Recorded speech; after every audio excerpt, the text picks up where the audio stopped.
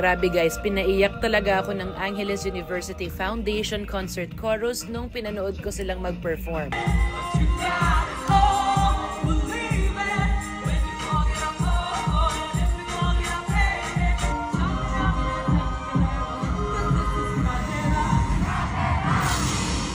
So ang OA, diba? Bakit naman nga ba ako iiyak? Ang saya-saya nilang mag-perform. Actually, the reason is napakababaw talaga ng luha ko whenever I see people who are super passionate with what they're doing. Sa totoo lang, matagal ko nang alam na magaling mag-perform yung choir ng AUF. In fact, nung magka-college na ako, kinonsider ko rin na dito sana mag-enroll para makasubok akong mag-audition sa choir nila. Pero anyway, hindi naman nangyari yon. Pero still, tuwang-tuwa pa rin akong panoorin sila ngayon. Na-appreciate ko kasi yung love and joy that they put into it, plus yung hard work na hindi nakikita ng marami. A long time ago, part ako ng dalawang magkaibang choir actually. Second soprano yung placement ko. Meron kaming about 3 major performances per year at ilang beses ding magkakaroon ng repeat performance yan. Alam mo yung ilang buwan kayo nagre-rehearse para i-master yung bawat lyric, yung bawat tono, pati yung blockings and choreography. Tapos habang papalapit sa performance date, mas intense yung rehearsal. Tapos aabot kayo dun sa stage na pag may isa lang na nagkamali, from the top ulit lahat kayo kahit gaano kapagod. Yung level ng commitment, time and energy that you have to put in every rehearsal para magkaroon ng ganito ka-solid na performance and chemistry with the group, hindi rin talaga yan biro. Pero kahit gaano kahirap at pagod, nag-e-enjoy ka because you love what you do. At lalo pa ako nagbilib sa kanila kasi alam nyo ba, isa sa mga pinakamahirap kantahan ay yung mga open area katulad nito. Kasi wala kayong support sa echo at walang nagka-catch ng sound nyo para buo kayong pakinggan. So bawat tunog na binibitawan nyo para yung pinapakawalan sa ere. Kaya doble yung effort and skill that it takes para mag-perform sa open area ng ganito kabuo yung sound. Tapos ang gagawin na lang ng iba pag open area ang ganito, dikit-dikit na lang rin sila magpe-perform para mas maganda yung tunog nyo. Pero itong mga to guys, they're scattered in a wide area, dancing, pero naririnig mo talaga yung dynamics, very balanced yung blending. Sobrang na-appreciate ko yung mga bass nila and alto, yung bawat soloista and every single member of this group moving in one unit. And if you love performing, ibang klase ng adrenaline rush na nakukuha mo every time you're on stage. So sa bawat member ng AUF Concert Chorus, please enjoy every second of this. Kasi kahit kapag nag-pursue na kayo ng kanya-kanyang careers after how many years, this will be one of the parts of your life that you will never get tired of looking back to. So just enjoy the music, the adrenaline rush, and every single excruciating hour that you spend in rehearsal. At sana mapanood ko pa kayo mag-perform ng marami pang beses.